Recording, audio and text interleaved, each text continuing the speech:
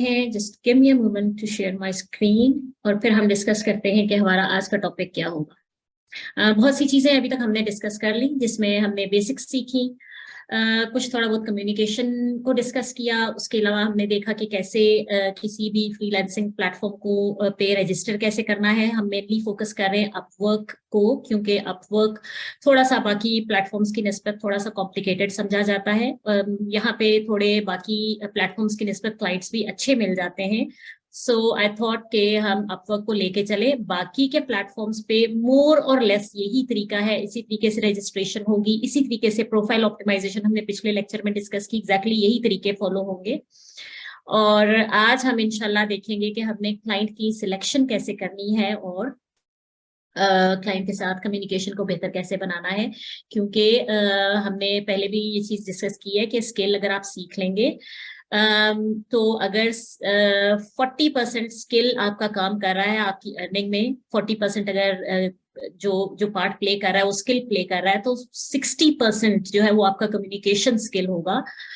वो प्ले कर रहा होगा कि आपने किस तरीके से क्लाइंट के साथ कम्युनिकेट करके पहले स्टेप पे आपने प्रोजेक्ट ग्रैब कैसे करना है। लेटर ऑन आपकी कम्युनिकेशन स्किल इस लेवल की होनी चाहिए कि आप उस क्लाइंट को या उस कंपनी के साथ जो आपका कॉन्ट्रैक्ट हुआ है उसको कितने लंबे अरसे तक रिटेन कर सकते हैं। ठीक है, दो बातें होती हैं, एक होती है क्लाइंट एक्विजिशन और दूसरी होती है क्लाइंट रिटेंशन। ठीक है, क्लाइंट एक्विजिशन का मतलब है कि आप बार बार एक प्रोजेक्ट खत्म करके दूसरा क्लाइंट ग्रैब कर रहे हो, बार बार क्लाइंट एक्विजिशन हो रही है। ठीक है, एक चीज होती है क्लाइंट रिटेंशन। रिटेंशन का मतलब होता है कि आप में कितनी कैपेबिलिटीज है कि आप जो क्लाइंट ग्रैब किया उसको कितने लंबे अरसे तक रिटेन कर सकते हो। ठीक है, कितने अरसे तक, और वो चीज सारी की सारी डिपेंड करती है आपकी कम्युनिकेशन स्किल्स पे। ठीक है, और ये बात याद रखिएगा कि हमेशा क्लाइंट एक्विजिशन मुश्किल होती है, नए क्लाइंट्स बार बार ढूंढना इट्स अ मतलब मुश्किल टास्क है ये। ठीक है, मेहनत करनी पड़ती है। हाँ, ग्रैब कर लिया, फिर आपके कम्युनिकेशन स्किल्स अच्छे हैं, आप उसको रिटेन करें लंबे अरसे तक। ठीक है, तो फोकस किया करें एक्विजिशन के साथ रिटेंशन पे भी। तो मूव ऑन करते हैं हम अपने टॉपिक की तरफ और इसको कर लेते हैं मैक्सिमाइज। अच्छा जी, टॉपिक है client selection and communication with the client. Third session है हमारा फ्रीलांसिंग सीरीज का। As you all know, I am Samina Rizwan. लंबी बात नहीं करूंगी, वही सब पुरानी बातें कि why you should listen to me. ठीक है, मेरा 11-12 साल का एक्सपीरियंस है और मैं क्योंकि प्रैक्टिकली इस फील्ड में काम कर रही हूँ, तो I think I can guide you in a better way. ठीक, अच्छा जी, आज हम डिस्कस क्या करने जा रहे हैं इस टॉपिक में, थोड़ा सा डिटेल में देख लेते हैं। एक तो हम ये देखेंगे सिलेक्टिंग द राइट प्रोजेक्ट और राइट क्लाइंट, एक ही बात है, टू वर्क विद। दूसरी बात ये कि आपने स्कैम प्रोजेक्ट्स को, स्कैम क्लाइंट्स को आइडेंटिफाई कैसे करना है, बहुत जरूरी चीज है। क्योंकि न्यूबीज जो होते हैं उन्हें समझ नहीं आती कि कौन से लेजिटिमेट प्रोजेक्ट्स हैं। इवन फ्रीलांसिंग प्लेटफॉर्म्स भी एक लेजिटिमेट तरीका है काम करने का, लेकिन यहाँ पे भी भरमार है स्कैम्स की। तो आपने ध्यान रखना है कि आप किन लोगों के साथ काम कर रहे हो, ताकि eight the end of the day जो आपने घंटे लगाए हैं, जो आप टाइम दे रहे हो, टाइम इज एक्चुअली मनी, तो वो आपके, बेशक आपकी जेब से पैसा नहीं जा रहा, लेकिन आपका टाइम वेस्ट होगा अगर आप स्कैम लोगों के साथ काम करोगे, तो आपके पास डेफिनेटली पेमेंट नहीं आएगी। तो वो हम कैसे आइडेंटिफाई करेंगे। तीसरी चीज हम देखेंगे importance of understanding client brief और प्रोजेक्ट। जो क्लाइंट अपने प्रोजेक्ट्स पोस्ट कर रहे हैं फ्रीलांसिंग प्लेटफॉर्म्स पे, उनके ब्रीफ को, उनके प्रोजेक्ट की डिस्क्रिप्शन को समझना कितना जरूरी है। उसके बाद हम डिस्कस करेंगे steps to follow effective bidding. Bidding का मतलब है, जहां पे भी मैं बिडिंग का वर्ड यूज कर रही हूँ, इट मींस कि हम कवर लेटर की बात कर रहे हैं कि हमने कोई भी जॉब्स पे कवर लेटर कैसे लिख के सेंड करना है, प्लस हमने उस पे बिड कैसे करना है। यानी कि अगर आवरली जॉब है तो हमने अपना रेट उसको कैसे बताना है कि हम घंटे कितने चार्ज करें। अगर फ्लैट फी चार्ज करें तो हमने किस तरीके से फ्लैट फी बतानी है। लाइक बिडिंग में वो सारी चीजें आ जाती हैं, कवर लेटर भी आ जाता है, प्लस आपका रेट जो आप डिफाइन कर रहे हो। और उसके बाद हम डिस्कस करेंगे how to write a winning proposal. Winning proposal का मतलब ये है कि इस तरह का प्रपोजल लिखना है कि क्लाइंट जो है वो हमें इंटरव्यू के लिए कॉल कर ले या हमें दोबारा रीच आउट करे, उसको उसको ये समझ में आ जाए कि हाँ यही वो बंदा है जिसकी मैं तलाश कर रहा हूँ। ठीक है, तो वो तरीका क्या है, किस तरह से हम एक विनिंग प्रपोजल लिख सकते हैं। ठीक है, जिससे हम अपने क्लाइंट को कन्वर्ट कर सके। And the most important thing is how to communicate with the client. ये हमेशा मैं अभी तक तकरीबन हर लेक्चर में डिस्कस हो रहा है कि कम्युनिकेशन इज द की। आपको ये सीखना है कि आपने कम्युनिकेट कैसे करना है, हर फेज पे कम्युनिकेशन सीखनी है। एक फेज होता है जब आप अप्लाई कर रहे हो, वो कम्युनिकेशन लेवल क्या है। एक फेज होता है जब आपको इंटरव्यू के लिए कोई भी जूम मीटिंग, वीडियो कॉल या ऑडियो कॉल पे लिया जा रहा है, तो वहां पे आपकी कम्युनिकेशन लेवल किस तरह की होनी चाहिए।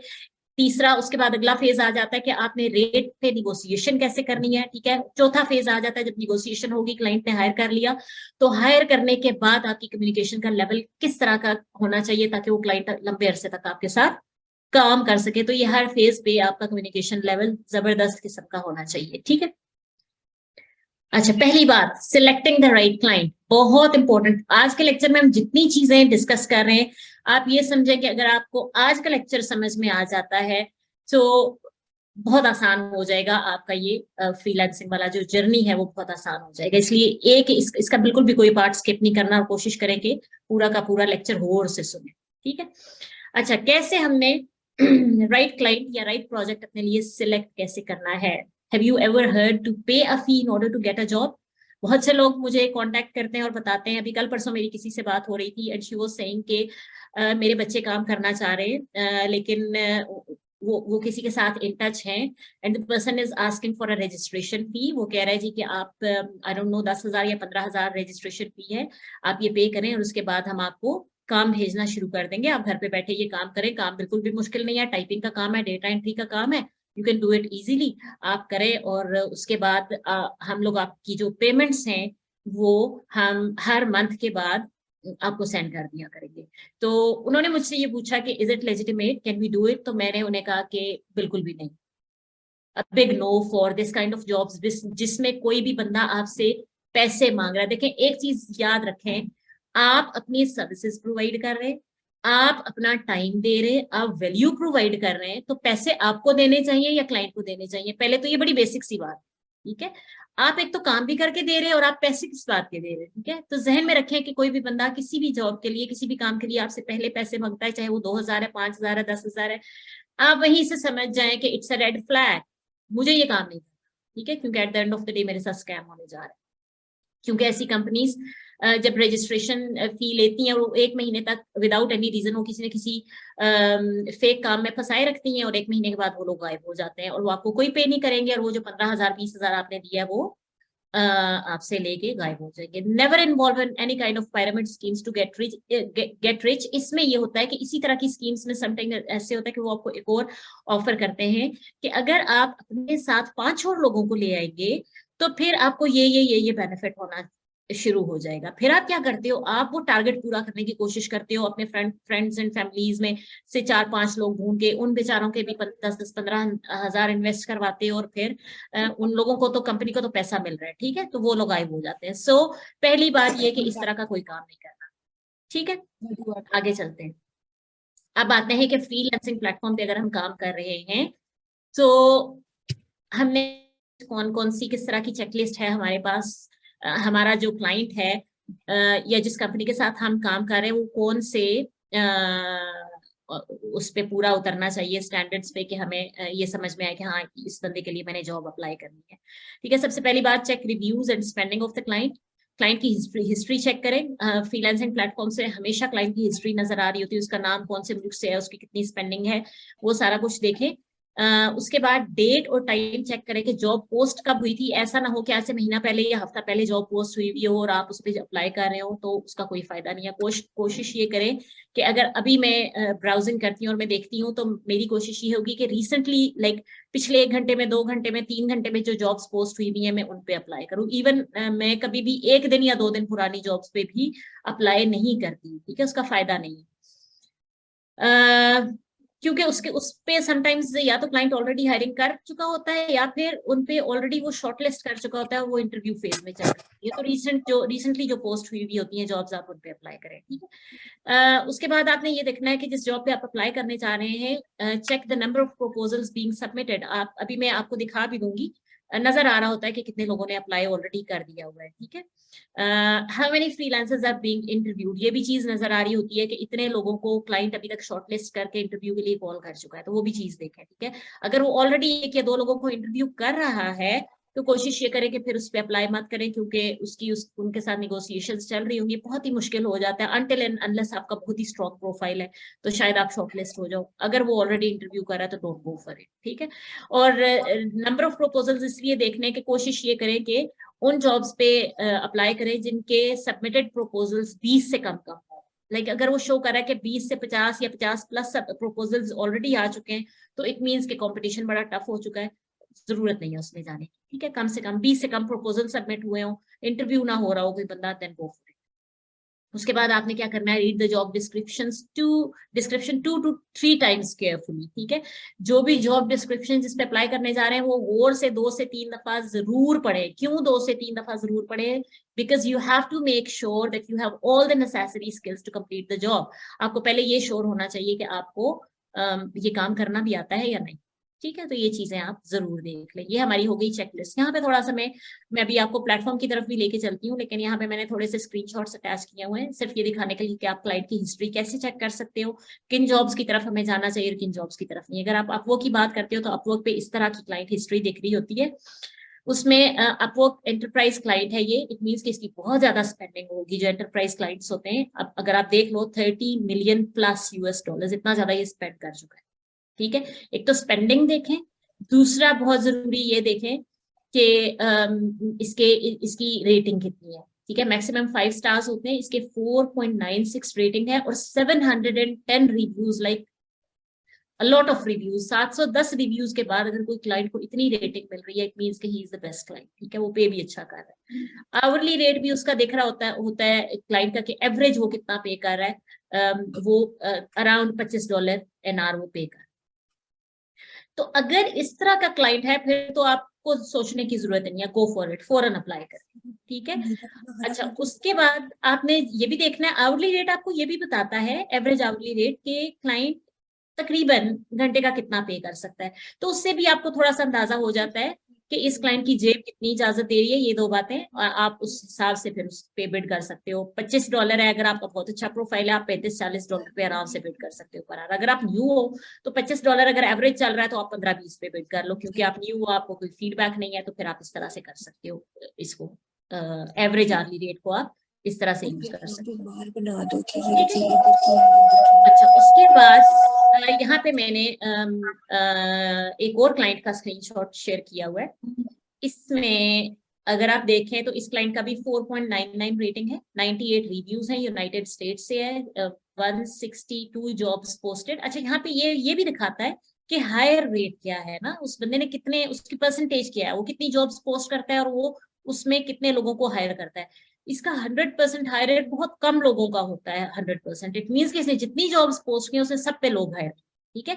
इसका हायर रेट देखें 68%, like above 45% is a good hire rate, ठीक है। 45-50% से ऊपर है देन इट्स फाइन, ठीक है। इसका 68% है। इसकी टोटल स्पेंडिंग है 400K प्लस US डॉलर्स। 117 इसने हायर्स किए हैं, 5 एक्टिव जॉब्स इसकी चल रही हैं अभी, ठीक है। और इसका आवरली रेट 22 है। टेक एंड IT इसकी, इट मीन्स कि ये भी एक अच्छा क्लाइंट होगा जिसकी जॉब्स पे आप अप्लाई कर सकते हो। अच्छा, अब ये एक और मैंने लगाया हुआ है, पेमेंट मेथड नॉट वेरीफाइड। इनके साथ अगर आप देखें तो ये ग्रीन टिक है और लिखा हुआ payment method verified. It means कि इन्होंने अपना जो क्रेडिट कार्ड है या जो डेबिट कार्ड है, जो भी उनका पेमेंट मेथड है, वो उन्होंने अटैच किया हुआ है अपने इस अपवर्क के अकाउंट के साथ और वो पे कर सकते हैं।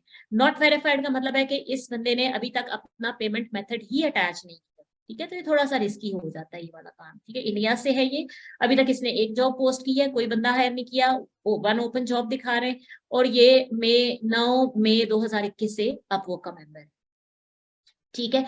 अब अगर तो ये वाला बंदा कोई आवरली जॉब पोस्ट कर रहा है और मुझे लगता है कि हाँ ये तो कोई बहुत जबरदस्त जॉब है और मुझे अप्लाई कर देनी चाहिए, तो शायद मैं आवरली जॉब के लिए मैं अप्लाई कर दूं, ठीक है। लेकिन मैं फिक्स प्राइस के लिए अप्लाई नहीं करूंगी इस तरह के बंदे के लिए।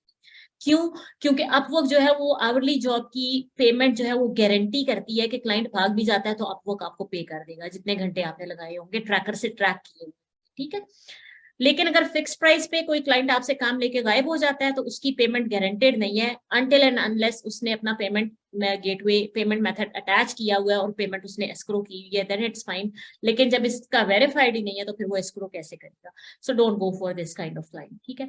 अभी एक और तरह का क्लाइंट है, इसका फीडबैक अगर आप देखें तो 3.91 है। 3.91 इज नॉट दैट बैड, लेकिन स्टिल इस तरह के क्लाइंट के लिए लाइक 3.9 से कम, या आप ये कह लो कि 3.6 से कम के लोगों को, इवन 4 से कम के लोगों के एक दफा रिव्यूज चेक कर लिया करें कि नीचे क्लाइंट की प्रोजेक्ट डिस्क्रिप्शन के नीचे जो उसके रिव्यूज है उनमें लोगों ने क्यों इससे बुरे फीडबैक्स दिए हुए हैं, आखिर क्या ऐसी बात है, लोग क्या लिख रहे हैं।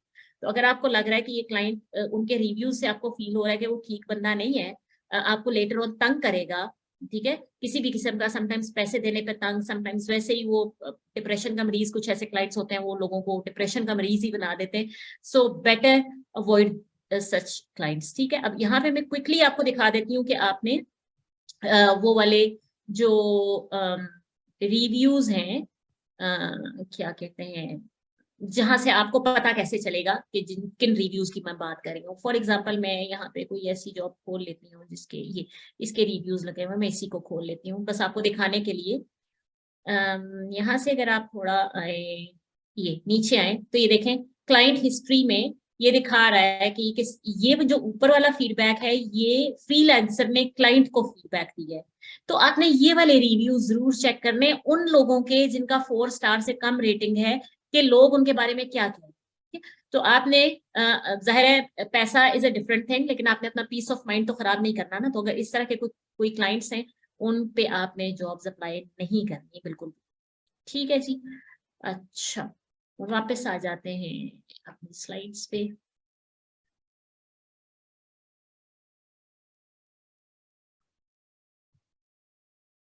अच्छा, एक और चीज कि आपने स्कैम जॉब पोस्ट्स को कैसे आइडेंटिफाई करना है, आपको कैसे पता चलेगा। अच्छा, आजकल ना बहुत सी ऐसी जॉब्स पोस्ट हो रही हैं, if you can see this job description, इसमें लिखा हुआ है looking for someone who can load my Binance. Binance is a platform जहां पे लोग like it's a crypto exchange, जहां पे लोग क्रिप्टो करेंसी खरीदते हैं, ट्रेड करते हैं और ये सारा सीन।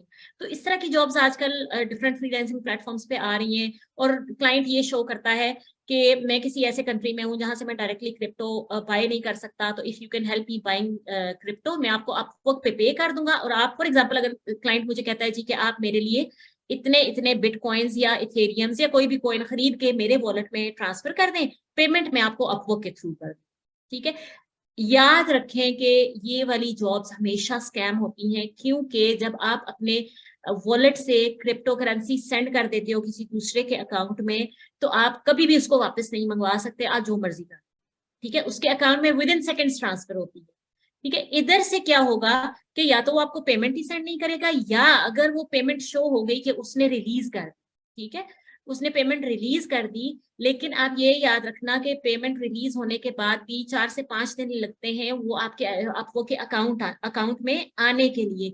इस तरह के क्लाइंट्स ने बैकएंड पे अपने कोई फेक बैंक अकाउंट्स अटैच किए होते हैं, और जब 5 दिन के बाद वो टाइम आता है कि अपवर्क वो पेमेंट उठा के आपके अकाउंट में डाले, तो जब अपवर्क ट्रांजेक्शन करने की कोशिश करता है उनके बैंक अकाउंट्स में, तो पीछे बैंक अकाउंट उनका खाली होता है या फेक होता है, वो ट्रांजेक्शन हो ही नहीं पाती, eight the end of the day आपको पैसे नहीं मिलते, ठीक है। तो इन चीजों से आपने इस तरह की जॉब से बच के रहना। अच्छा, उसको अब जॉब समटाइम्स ऐसे भी होता है कि हो सकता है कि जॉब डिस्क्रिप्शन इस तरह की ना लिखी हुई हो और वो कुछ और डिस्क्रिप्शन बता के आपको हायर कर ले। तो उसका एक और तरीका ये है, अगर हम नेक्स्ट स्क्रीन पे जाते हैं, यहाँ पे आप देखें इस बंदे ने, इटली का ये बंदा है, एक ही जॉब पोस्ट की है, 0% हायर रेट दिख रहा है एंड 5 ओपन जॉब्स, ठीक है। अच्छा, हायर रेट 0 दिख रहा है, 5 ओपन जॉब्स दिख रही है, ये थोड़ी सी कॉन्ट्राडिक्शन होगी यहाँ पे। आगे चलते हैं, अब जरा अगर आप उस क्लाइंट की हिस्ट्री देखेंगे, हिस्ट्री में आप देखें इसकी सारी इसी तरह की जॉब्स है, इट मींस कि ये हर बंदे को हायर कर रहे हैं। लुक एट दिस, इसने हायर किया हुआ है इन लोगों को, जॉब इन प्रोग्रेस चल रही है, and look at the rate, ठीक है। $100 एन आवर अगर किसी बंदे को ऑफर हो रहा है, वो फौरी एक्सेप्ट कर लेता है लालच में आके, और at the end of the day उन्होंने क्रिप्टो ट्रांसफर कर दी, वो अपना उनका पैसा जाया हो गया। तो ये कॉन्ट्रडिक्शन है कि पीछे वाले स्क्रीनशॉट पे हिस्ट्री में दिख रहा है कि इसका हायर रेट है ही नहीं, यहाँ पे उसके हायरिंग शो हो रही है और इतने डॉलर्स शो हो रहे हैं। तो इस तरह की जॉब से आपने बच के रहना है। अच्छा, अब आपको क्या पता चलेगा, आपने काम स्टार्ट कैसे करना है। ठीक है, आपको कैसे समझ आएगी कि आपको ऑफिशियली हायर कर लिया गया है। बहुत से जो नए लोग हैं शायद उनके लिए ये एक नई बात होगी कि जब तक आपको जो अपवर्क का डैशबोर्ड है उसमें ये जो बेल आइकन नोटिफिकेशंस का बना हुआ होता है, जब तक आपको ये वाला नोटिफिकेशन ना आए कि योर कॉन्ट्रैक्ट, जो भी कॉन्ट्रैक्ट का नाम है, स्टार्टेड, ठीक है, योर कॉन्ट्रैक्ट स्टार्टेड का नोटिफिकेशन नहीं आया, it means you are not hired professionally by the client at Upwork. ठीक है, समटाइम्स क्लाइंट हायर ही नहीं करते और वो कहते हैं कि जी ये काम है, आप एक दिन की 2 दिन की डेडलाइन है, आप काम स्टार्ट करें। आप काम सबमिट करवा देते हो, आप क्योंकि हायर ही नहीं हुए हो तो कभी भी पे नहीं करेगा।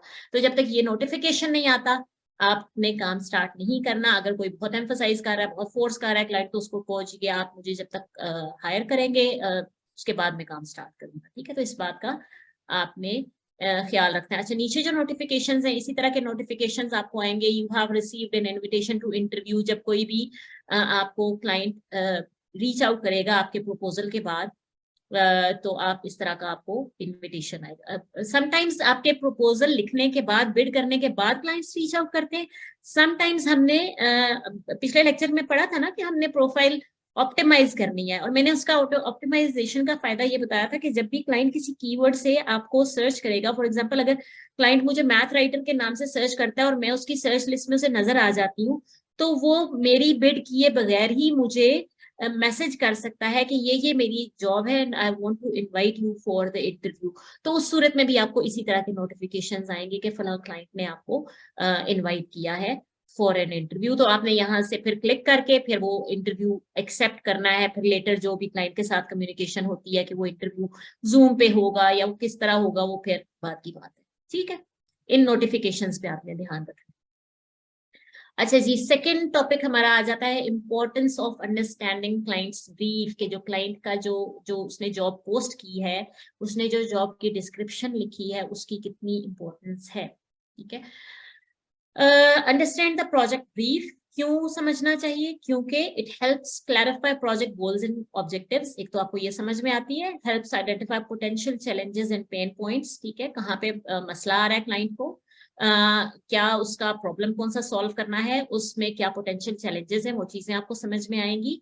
तीसरी बात, enables you to provide a strategy to solve clients problem. वो सारी चीज समझ के ही, जाहिर है पूरी जॉब डिस्क्रिप्शन समझेंगे तभी आप एक स्ट्रैटेजी भी डेवलप कर पाएंगे कि आपने क्लाइंट का वो वाला मसला कैसे हल करना है। ठीक है, मैं हमेशा ही फ्रीलांसर्स को ये कहती हूँ कि खुद को फ्रीलांसर्स ना कहें या खुद को सर्विस प्रोवाइडर्स ना कहें, बल्कि खुद को प्रॉब्लम सॉल्वर्स समझें।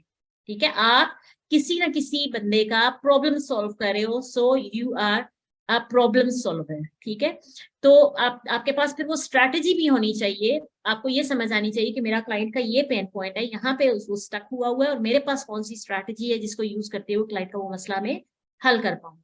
ठीक है, address all the requirements of the client, आपको क्लाइंट की सारी रिक्वायरमेंट समझ में आ जाएंगी उस ब्रीफ से। एनहांसेस क्लाइंट सेटिस्फेक्शन, जब आपको समझ आ जाएगी और फिर आप कम्युनिकेट करोगे और उसको स्ट्रैटेजी बताओगे तो डेफिनेटली उससे क्लाइंट भी सेटिस्फाई होगा।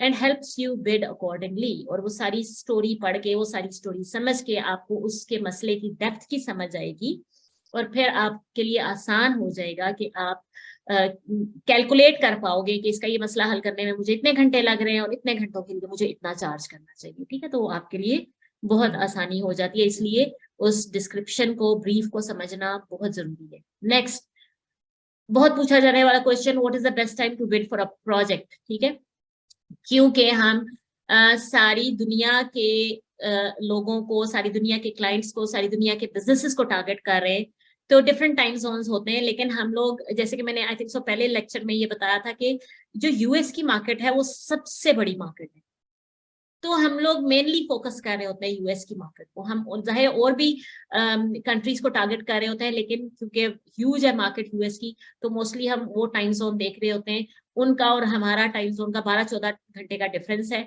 तो इट मीन्स कि जब हमारे रात के 12 बजे से लेके सुबह 8 बजे का टाइम होगा, तो उनके दिन के लाइक 10-12 का से लेके शाम का 8-9 का टाइम होगा। लाइक उनके वर्किंग आवर्स चल रहे होते हैं हमारे इस टाइम के दौरान। तो इस दौरान जो क्लाइंट्स होते हैं, जो बिजनेसेस होते हैं यूएस के या और दूसरे कंट्रीज के, कनाडा हो गया, ऑस्ट्रेलिया हो गया, यूके का भी, और हमारा भी तकरीबन 5 घंटे का डिफरेंस है, तो यही टाइम ज्यादा हमें सूट करता है। इस दौरान क्लाइंट्स और बिजनेसेस ज्यादा एक्टिव होते हैं। इस दौरान जो जॉब्स पोस्ट हो रही होती हैं उन पे जब आप बिड करते हो तो मोस्टली क्लाइंट आपको ऑनलाइन मिल जाता है, और फौरी फौरी अगर उसको आपकी प्रोफाइल पसंद आती है तो इंटरव्यू कॉल हो जाता है, मतलब सब कुछ क्विक क्विक हो जाता है। और दूसरा अच्छा टाइम मैं हमेशा बताती हूँ कि अगर जरूरी नहीं है कि आप, मैंने कह दिया कि 12 से 8 आप प्रोजेक्ट के प्रपोजल सेंड कर सकते हो, आप 12 से 8 पे ही स्टिक हो जाओ, ऐसा जरूरी नहीं है, क्योंकि अगर आप अपवर्क या कोई भी प्लेटफॉर्म खोलते हो तो पूरा दिन प्रोजेक्ट्स पोस्ट होते रहते हैं। हाँ, इन टाइम्स के दौरान थोड़ी सी फ्रीक्वेंसी ज्यादा हो जाती है, तो जैसे ही प्रोजेक्ट पोस्ट हो उस पे फौरी बिड कर। ठीक है, जैसे अगर मैं अभी अपवर्क की फीड रिफ्रेश करूंगी तो मुझे कोई ऐसे प्रोजेक्ट्स भी नजर आएंगे जो 5 मिनट पहले पोस्ट हुए हैं, जो 10 मिनट पहले पोस्ट हुए हैं, तो वो बेस्ट प्रोजेक्ट्स होते हैं बिड करने के लिए। क्यों? इसलिए कि उसी वक्त, क्योंकि क्लाइंट ने पोस्ट किया तो क्लाइंट ऑनलाइन होगा। दूसरा फायदा, उस पर अभी कम प्रोपोजल्स गए होंगे, क्योंकि हमने अभी ये चीज सीखी कि हमने उन उन प्रोजेक्ट्स पे अप्लाई करना है जिन पे 20 से कम होंगे प्रोपोजल। ठीक है, तो उस पर डेफिनेटली अगर वो अभी अभी फ्रेशली पोस्ट हुआ है तो कम प्रोपोजल्स गए होंगे, इंटरव्यू भी शायद कोई बंदा भी नहीं हो रहा होगा, तो ये सारी चीजें फिर काफी हेल्प आउट करती हैं। आपने हमेशा उन प्रोजेक्ट्स पे अप्लाई करना है जो अभी अभी पोस्ट हुए हैं। ठीक है, अच्छा अच्छा, मैं जरा थोड़ा सा ना क्विकली आपको दिखा देती हूँ ये चीज भी यहाँ से ना। फॉर एग्जाम्पल अभी देखें, जो मैं कह रही हूँ कैसे यहाँ से मैं करूंगी, ये अभी मुझे दिखा रहा है नोटिफिकेशन में कि आखिरी दफा रिफ्रेश किया था तो 9 मिनट पहले जो प्रोजेक्ट पोस्ट हुआ था वो कह रहा है देयर आर न्यू जॉब्स। मैं इसको क्लिक करती हूँ, रिफ्रेश हो जाता है तो 4 मिनट पहले की भी मुझे जॉब नजर आ रही है जो पोस्ट हुई है। अब फॉर एग्जाम्पल ये मेरे मतलब की जॉब है, मैं क्या करूंगी, ये यहीं पे मुझे दिखा देगा कि इस पे अभी तक लेस देन 5 प्रपोजल्स आए हैं। हो सकता है एक आया हो, दो आए हो, लेकिन लेस देन 5। ठीक है, जब मैं इस पे क्लिक करूंगी तो क्लिक करने के बाद भी ये मुझे यहाँ पे बता देगा, थोड़ा सा अगर आप इसको स्क्रॉल डाउन करें तो ये मुझे यहाँ पे बता देगा कि देखिए प्रपोजल्स लेस देन 5 आए। यहाँ पे ये इंटरव्यूइंग मुझे दिखाएगा कि ये इस वक्त कितने लोगों को इंटरव्यू कर रहा है। इनवाइट सेंड का मतलब है कि इसने खुद से सर्च करके किसी फ्रीलांसर को खुद से भी इनवाइट किया है या नहीं किया। ठीक है, तो ये इनवाइट में वही लोग होते हैं जिनकी प्रोफाइल ऑप्टिमाइज्ड हो। ठीक है, तो ये सारा डेटा आपने चेक करना है और फिर आपने मूव ऑन करना है। अच्छा, अब हम आ जाते हैं तीसरे टॉपिक पे जो कि है राइटिंग अ विनिंग प्रपोजल। इसमें हम देखेंगे कि कौन कौन सी ऐसी चीजें हैं जिनका हमने बहुत सा ध्यान रखना है प्रपोजल लिखते हुए। ठीक है, अच्छा, अभी हम प्रपोजल वाली बात नहीं कर रहे, अभी मैंने चेक लिस्ट डाल दी है कि अभी आप प्रपोजल लिखने जा रहे थे ना, लेकिन आप अपनी एक चेक लिस्ट बनाए कि क्या मैं इस काबिल हूं कि मैं किसी क्लाइंट को प्रपोजल सेंड कर रही हूँ तो वो मेरा प्रपोजल खोल के भी देखेगा या नहीं खोल के देखेगा। ठीक है, तो उसके लिए आपकी चेकलिस्ट क्या होनी चाहिए, एक तो 100% कंप्लीट एंड ऑप्टिमाइज प्रोफाइल, जो पहले 2 लेक्चर्स में हम बात सीख चुके हैं। 100% शो होना चाहिए आपकी प्रोफाइल कंप्लीटनेस, और प्रोफाइल ऑप्टिमाइज्ड होनी चाहिए। आप जो आपका मेन कीवर्ड या जो आपके सेकेंडरी कीवर्ड्स हैं, वो कीवर्ड्स क्या आपने मुख्तलिफ जगहों पे यूज किए हुए हैं, ऑप्टिमाइज की हुई है प्रोफाइल। ठीक है, डिस्क्रिप्शन अच्छे से लिखी हुई है, टाइटल अच्छे से लिखा हुआ है, अपना प्रोफाइल पिक्चर अच्छे से डाला हुआ है। ठीक है, और आगे एक्सपीरियंस और सारे सेक्शंस आपके कंप्लीटली ऑप्टिमाइज्ड हैं या नहीं है। ठीक है, क्योंकि अगर ये चीजें कंप्लीट नहीं होंगी और आप बिड कर दोगे तो क्लाइंट ने कभी भी आपको रीच आउट नहीं करना, क्योंकि वो यही कहेगा कि ये अगर अपनी प्रोफाइल पे काम नहीं कर सकता तो फिर वो मेरी कंपनी के लिए भी कुछ नहीं कर सकता। तो this is your first impression, इसको याद रखिएगा।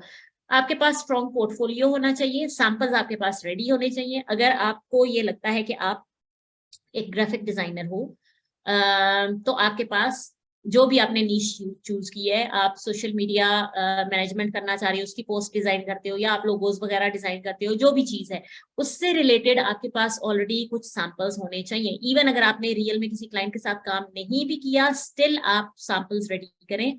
आप फ्रीलांसिंग प्लेटफॉर्म्स पे जाएं, अपने टाइप की जॉब्स को ढूंढें और देखें कि क्लाइंट्स असल में क्या मांग रहे हैं। उसी जॉब डिस्क्रिप्शन को सामने रखते हुए आप अपने सैंपल्स रेडी कर ले, अगर आपने किसी के साथ अभी काम नहीं किया, आप न्यू हो तो।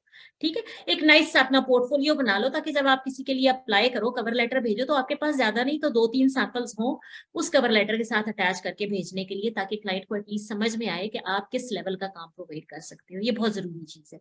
ठीक है, तीसरी चीज आपको ये समझ में होनी चाहिए कि आपने एक अमेजिंग कवर लेटर किस तरीके से लिखना है। ऐसा नहीं कि एक ही कवर लेटर लिख के रखा हुआ है जनरल सा और बार बार उसी को कॉपी पेस्ट करके भेज रहे हो, कभी भी कोई क्लाइंट आपको रीच आउट नहीं करेगा, ठीक है। क्योंकि जो जो लोग हायर कर रहे होते हैं, जो हायरिंग मैनेजर्स होते हैं, जो क्लाइंट्स होते हैं, उनके पास अगर 50 प्रपोजल्स आए तो उन 50 में से उनको एक नजर देखने में समझ आ जाती है कि किस फ्रीलांसर ने हमारे लिए हमारे प्रॉब्लम को सामने रखते हुए कवर लेटर लिखा है एक अच्छा सा, और किसने कॉपी पेस्ट करके छापा मार के मुझे सेंड कर दिया। तो इस तरह के लोगों को कभी रीच आउट नहीं किया जाता, क्योंकि वहां पे चीज नजर आ रही होती है। बात वही है कि अगर खुद पे मेहनत नहीं कर रहा ये बंदा तो फिर वो कंपनी के लिए कभी भी कुछ नहीं कर सकेगा।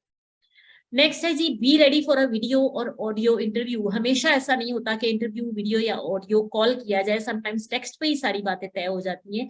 लेकिन आपको मेंटली प्रिपेयर होना चाहिए कि हो सकता है कि क्लाइंट वीडियो या ऑडियो इंटरव्यू करे जूम पे या गूगल हैंगआउट्स पे या जो भी उसका तरीका है, तो उसके लिए आपको प्रिपेयर होना चाहिए। बोनस टिप ये है कि अगर आप अपना प्रपोजल ही वीडियो में सेंड कर दो, वो क्या तरीका होगा, वो बहुत ही मजेदार तरीका है कि आप एक छोटी सी अपनी वीडियो रिकॉर्ड कर ले कोई भी स्क्रीन रिकॉर्डिंग वाले सॉफ्टवेयर से। उसमें लूम सबसे आसान है, LOOM, लूम की एक क्रोम एक्सटेंशन है, अगर आप उसको इंस्टॉल कर ले तो वो आपको आई थिंक 10 मिनट की वो रिकॉर्डिंग आपको फ्री में करने देता है, ठीक है। कैमरा ऑन करें अपने लैपटॉप का और स्क्रीन रिकॉर्डिंग करें लूम के थ्रू, और उसमें जो भी आपने 1 मिनट का या मैक्सिमम 90 सेकेंड, इससे ज्यादा लंबा मत जाए, ठीक है। मैक्सिमम 60 to 90 सेकेंड्स की एक वीडियो रिकॉर्ड करें और उसमें क्विक क्विक अपना इंट्रोडक्शन दे दें कि आप ये कर सकते हो, ये आपका एक्सपीरियंस है। लेकिन वो सारी बातें क्लाइंट की जॉब डिस्क्रिप्शन से रिलेटेड होनी चाहिए, ठीक है। ऐसा ना हो कि आप जितना अपना एक्सपीरियंस गिनवा रहे हो वो उसकी जॉब डिस्क्रिप्शन से रिलेटेड हो ही ना। यानी कि अगर उसने वेबसाइट डेवलपमेंट की जॉब है तो आपका वेबसाइट डेवलपमेंट से रिलेटेड जो एक्सपीरियंस है आपने वो वीडियो इंटरव्यू में बताना है। वो नहीं बताना कि मैं लोगो भी डिजाइन कर लेता हूँ, मुझे माइक्रोसॉफ्ट ऑफिस में भी काम आता है, मुझे फला भी आता है फला भी आता है, उसकी जरूरत नहीं है, ठीक है। आप सिर्फ उसके मसले को सामने रख के आप अपना एक्सपीरियंस बताएंगे, ठीक है। और अगर उस स्क्रीन रिकॉर्डिंग में आप अगर आप कोई वेबसाइट्स बनी हुई है या कोई लोगो बना हो, क्विकली आप खोल के उसमें ओपन करके क्रोम में ब्राउजर में ओपन करके दिखाएं, उस वीडियो को सेव करें और उस वीडियो को अपने कवर लेटर के साथ अटैच करके भेज दें। ये कोई इतना जबरदस्त तरीका है कि अगर आप ये करोगे तो आपके लाइक चांसेस बहुत बढ़ जाते हैं कि क्लाइंट आपको रीच आउट करे, क्योंकि उसको नजर आना शुरू हो जाता है आपका लेवल ऑफ कॉन्फिडेंस कि ये बंदा एक तो सबसे हटके होगा आपका प्रपोजल। वीडियो अगर 100 प्रपोजल जाते हैं तो शायद उसमें एक आध बंदा होगा ऐसा जो वीडियो प्रपोजल सेंड करे, समटाइम्स एक भी नहीं होता, ठीक है। तो ये वो हम हमेशा से बात करते आ रहे हैं ना, how to stand out from the crowd. ये वो बात है जो आपको लोगों से हटा के दिखाएगी कि इस बंदे में कुछ अलग करने की वो है, ठीक है ना। तो अलग करके दिखाएंगे तो डेफिनेटली बंदा रीच आउट करेगा क्लाइंट आपको। अच्छा, ये चीज तो आई थिंक स्लाइड रिपीट हो गई, ये हम चीज देख चुके हैं कि आपने किस तरह की जॉब्स पे अप्लाई करना है, ठीक है। ये रिपीट हो गया हमारा, रिव्यूज वगैरह चेक करना। अच्छा, थोड़ी सी हम एग्जांपल्स देख लेते हैं कि कौन सी एग्जांपल्स हैं ये कवर लेटर सीखने से पहले ना। ये जो आप देख रहे हैं 2 स्क्रीनशॉट मैंने लगाए हुए हैं, ये वो चीज है जब आप क्लाइंट को प्रपोजल सबमिट करवाते हो ना, तो क्लाइंट को एक पूरी लिस्ट नजर आती है कि अगर 20 लोगों ने प्रपोजल सबमिट करवाया तो उसे इस तरह की लिस्ट नजर आएगी कि इसने सबमिट किया प्रपोजल, इसने सबमिट किया। अब जरा इसको एनालाइज करें कि क्लाइंट को ये देखें, यहाँ पे पूरा प्रपोजल नहीं दिख रहा आपका ना।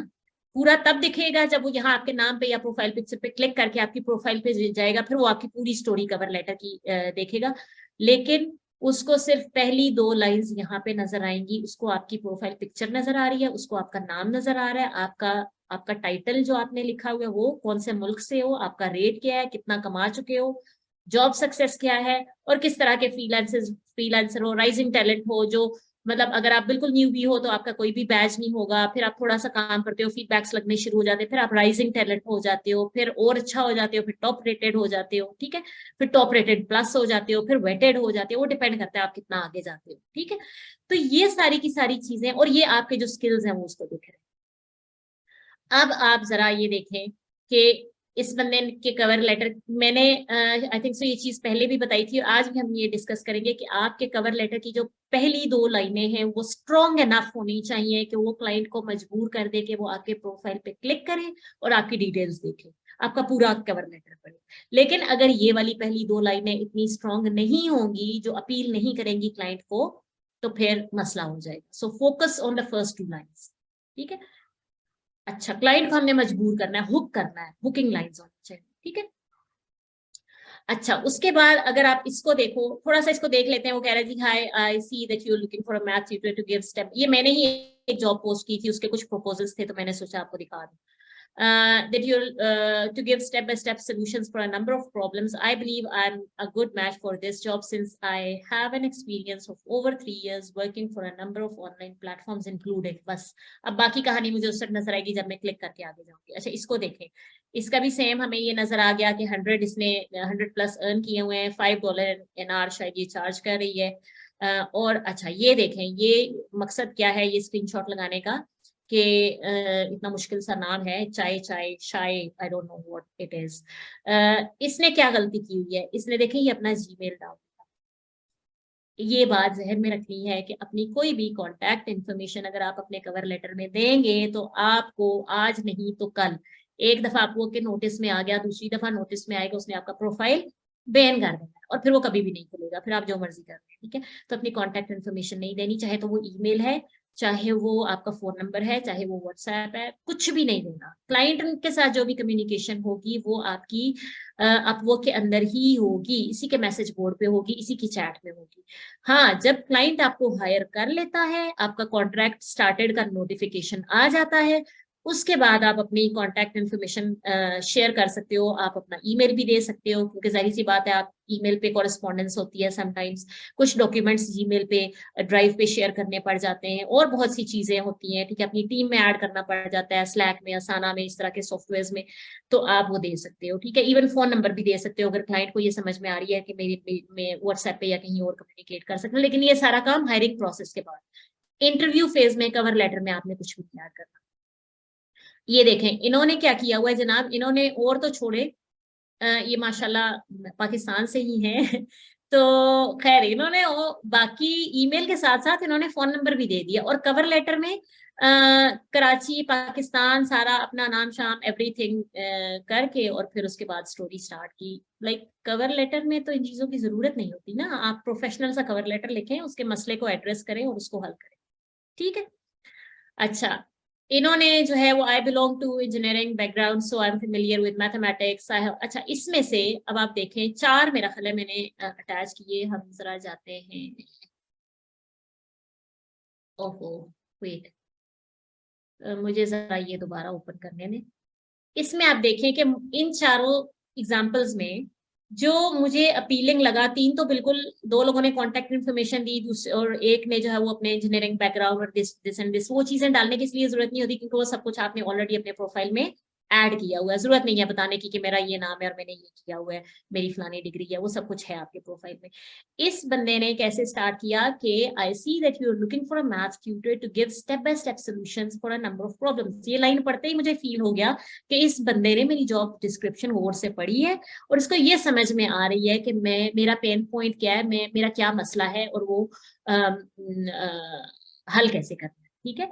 अब आई बिलीव, अब वो कह रहा है कि I believe I am a good match for this job, और ये बता रहा है कि मेरा 3 साल का एक्सपीरियंस है। लेकिन इसका स्टार्ट अच्छा है। अगर इन चारों में से अगर मैं किसी का प्रोफाइल खोल के देखूंगी तो शायद ये बंदा होगा जिसको खोल के देखूंगी, क्योंकि मुझे थोड़ा सा ये हो गया कि हाँ इसने मेरा जॉब डिस्क्रिप्शन पढ़ा और उसको उससे रिलेटेड 3 साल का एक्सपीरियंस है, ठीक है।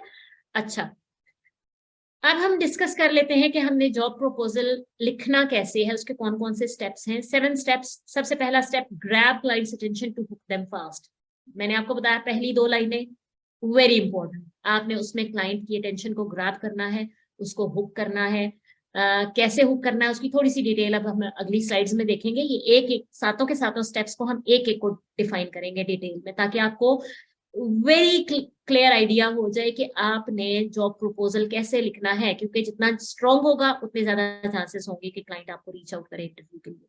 दूसरी, अटैच और लिंक योर सैंपल वर्क। ठीक है, अगर आपने कोई ऐसा काम है जो ऑनलाइन मौजूद है, आपका काम जैसे कोई वेबसाइट्स डेवलप की हुई है, कोई और ऐसा काम किया हुआ है जो ऑनलाइन मौजूद है, तो आप उनके लिंक्स दे सकते हो अपने कवर लेटर में। या अगर आपको लगता है कि नहीं ऐसा कोई काम नहीं है, मेरे पास किसी और फॉर्मेट में काम पड़ा हुआ है, इमेजेस की फॉर्म में या डॉक्यूमेंट्स की फॉर्म में या कुछ, तो आप वो डॉक्यूमेंट्स या इमेजेस या पीडीएफ्स जो भी है वो आप अपने कवर लेटर के साथ अटैच कर सकते हैं, जिस तरह से आप ईमेल के साथ अटैचमेंट करते हो एग्जैक्टली उसी तरह से। ठीक है, तीसरी चीज, आपने अपने प्रपोजल में क्रेडिबिलिटी बिल्ड करनी है, अपने आप को शो करना है कि you are credible enough to do this task. ठीक है, चौथी चीज, आप में कौन सी ऐसी खास बात है, what sets you apart from others. Like एक जॉब पे अगर 50 प्रपोजल आए हुए हैं, देन व्हाई यू, आपको क्यों हायर करे, आप में कौन सी ऐसी खास बात है, अगर कोई ऐसी खास बात है वो मेंशन करे अपने कवर लेटर में। ठीक है, पांचवा, वो मेंशन करने के बाद हुक इन फर्दर, कोई और एक आध लाइन ऐसी लिख देंगे जिससे क्लाइंट हुक हो जाए कि वाकई उसको समझ आ गई कि आप में वाकई कोई खास बात है और उसको आपने हुक कर लिया उस एक लाइन से कि मैं कुछ डिफरेंट आपको प्रोवाइड करने वाला हूँ। ये सारी चीजें हम डिस्कस करते हैं। ठीक है, छठा, कॉल टू एक्शन।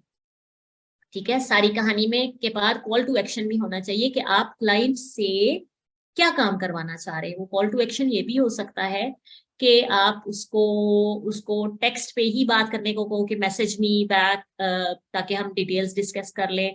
या कॉल टू एक्शन ये भी हो सकता है कि आप उससे ये पूछ लो कि आपका टाइम स्केड्यूल क्या है, आप कब अवेलेबल हो, let's have a Zoom meeting to discuss the details. ठीक है, जूम मीटिंग के लिए अगर आप कॉल करोगे तो ये बेहतर कॉल टू एक्शन।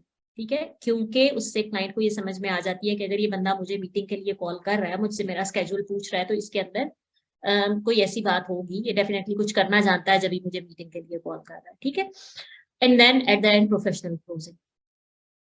क्विकली देख लेते हैं एक एक करके इन सारे स्टेप्स को। अब सबसे पहला ये है जी कि grab client's attention to hook them fast. कैसे हुक करना है, start with the client's name. ठीक है, मैंने आपको लास्ट लेक्चर में भी बताया था, और अभी भी जो हमने क्लाइंट की हिस्ट्री देखी ना, हिस्ट्री में जो जहाँ पे क्लाइंट के फीडबैक्स शो हो रहे थे, जो फ्रीलांसर्स या जो कॉन्ट्रैक्टर्स होते हैं, जब वो क्लाइंट को कोई फीडबैक देते हैं तो वो मोस्ट ऑफ द टाइम्स उन क्लाइंट्स का नाम भी यूज कर लेते होते हैं उस फीडबैक में कि it was an amazing experience working with Jessica या कोई भी जॉन या एडम या व्हाटएवर। तो उस फीडबैक में से उस क्लाइंट हिस्ट्री के फीडबैक्स में से अगर आपको कहीं पे क्लाइंट का नाम नजर आ रहा है तो उस नाम को उठाएं। ठीक है, और उसको अपने प्रपोजल में यूज करें। समटाइम्स क्लाइंट ने जॉब डिस्क्रिप्शन के एंड पे ही अपना नाम भी मेंशन किया हुआ होता है। ठीक है, तो वो थोड़ा सा रिसर्च करें, फाइंड आउट करें कि क्लाइंट का क्या नाम है, और फिर स्टार्ट करें इस तरह से, हाय जैसिका। और जहन में रखें कि इंटरनेशनली जब आप अप्लाई कर रहे हो तो कभी भी सर या मैम या डियर के वर्ड्स यूज ना करें, स्ट्रेट अवे उनके नाम से मुखातिब करेंगे तो वो एक एक फील आएगी कि डायरेक्टली ये बंदा मेरे साथ मुखातिब है। आप वो फील आएगी कि कस्टमाइज्ड है ये प्रपोजल, ये मेरे लिए ही लिखा गया, ये बंदा डायरेक्टली मेरे साथ ही बात कर रहा है। ठीक है, use first 2 to 3 sentences very wisely. उसकी रीजन मैं आपको बता चुकी हूँ, क्योंकि क्लाइंट को पहले वही 2 लाइनें नजर आ रही है। ठीक है, आप कुछ इस तरह की बात लिख सकते हो, your post stood out to me because, कोई रीजन बता दो कि क्यों उसकी पोस्ट ने आपकी अटेंशन इतनी ग्रैब की, आप क्यों अप्लाई कर रहे हो।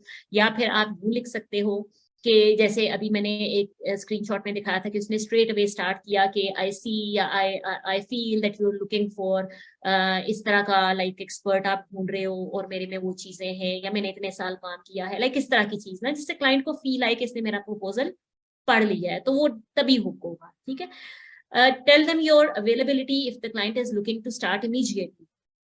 अगर उस जॉब डिस्क्रिप्शन में कहीं पे भी ये मेंशन है कि मुझे ये अर्जेंटली ये काम चाहिए, या मैंने आज या कल के दिन में हायरिंग करनी है, तो अगर आप अवेलेबल हो आप तभी अप्लाई करो, तो उन्हीं पहली 2 लाइनों में ये बात मेंशन कर दो कि you are available to start immediately.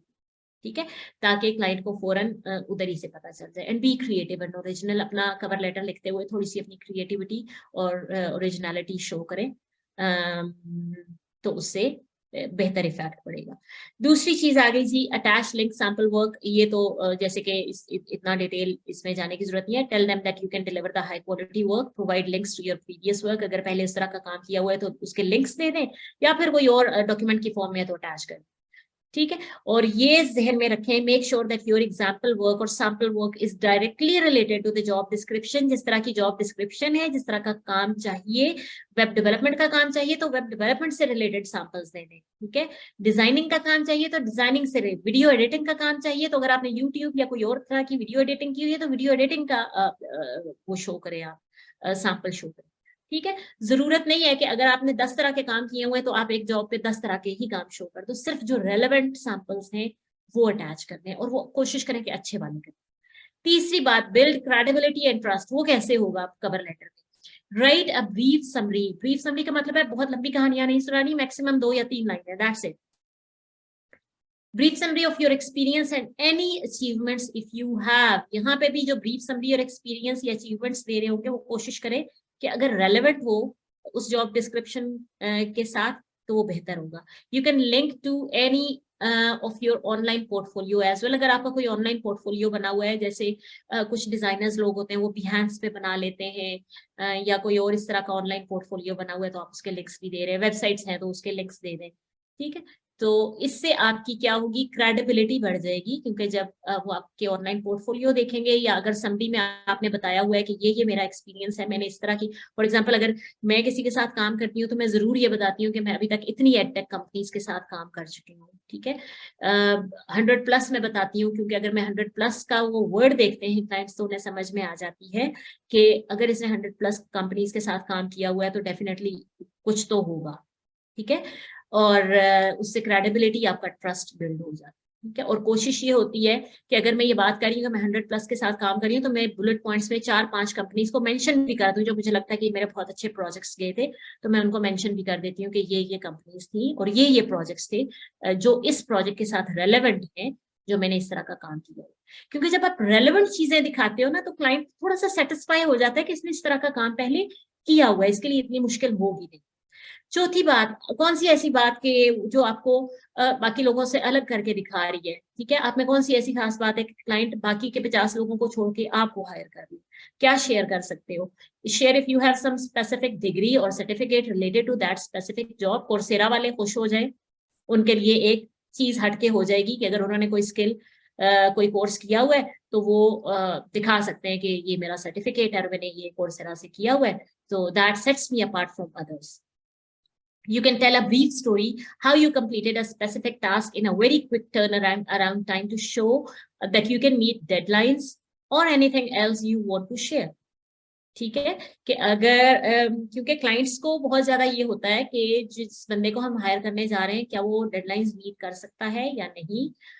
तो अगर आपने कुछ ऐसा किया हुआ है, आपने किसी क्लाइंट के साथ काम किया है और आपने आपका बहुत अच्छा टर्न अराउंड टाइम रहा और क्वालिटी भी जबरदस्त रही है, तो आप कोई ऐसी स्टोरी, क्योंकि स्टोरी टेलिंग का की जो चीज है ना, वो बड़ी काम करती है। कोई ऐसे 2-3 लाइनों में ना ऐसे स्टोरी शेयर कर दें आप, तो स्टोरी टेलिंग से रिलेट कर पाते हैं दूसरे लोग। ठीक है।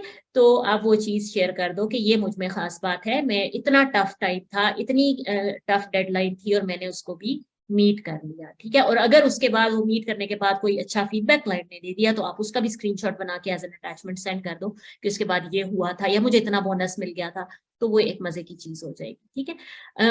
उसके अलावा क्या डिफरेंट काम आप कर सकते हो? You can give an offer like money back guarantee. ठीक है। आप, जो बंदा बहुत कॉन्फिडेंट होता है ना अपने काम में, वो फिर मनी बैक गारंटी भी दे देता है कि आप उसको कहो कि अगर आपको काम पसंद नहीं आता तो मैं फुल रिफंड कर दूंगा। ठीक है। या फिर आप ये कह लो कि मैं 2 से 3 फ्री रिवीजन्स कर दूंगा, मैं आपको चार्ज नहीं करूंगा रिवीजन्स का। तो आपके पास कोई ना कोई ऑफर ऐसी, कुछ ना कुछ ऐसा डिफरेंट होना चाहिए जो आप अपने कवर लेटर में मेंशन कर दो। वो 1 या 2 लाइनें जो हैं वो आपको क्राउड से हटा के शो करेंगे। ठीक है। हुक इन फर्दर में आप ये बता सकते हो, कोई 1-2 लाइनें ऐसी लिख दो अपनी अपनी लाइक वो खूबी बयान करने के बाद कि ये हुआ था, मैंने यूं जल्दी जल्दी काम किया था, टर्न अराउंड अच्छा था। तो उसके बाद आप उसको हुक इन फर्दर कर दो उसी क्वालिटी को लेके कि if you choose me you can be assured that you are getting high quality work in quick turnaround time as well as getting things done in the very first time. ठीक है। और getting things done in the right way, कुछ भी।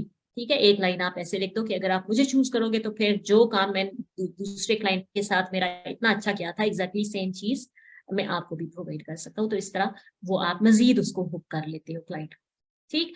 छठी और बहुत ही important चीज that is call to action. Call to action मैंने पहले भी डिस्कस कर लिया। Invite them for a call to discuss things in detail. हमेशा एक लाइन अपने प्रपोजल की, ये सारी बातें 5 बातें डिस्कस करने के बाद एक लाइन आपका कॉल टू एक्शन नहीं होगा आपके कवर लेटर में, इट मीन्स के आपने बहुत ही इंपॉर्टेंट चीज मिस कर दी।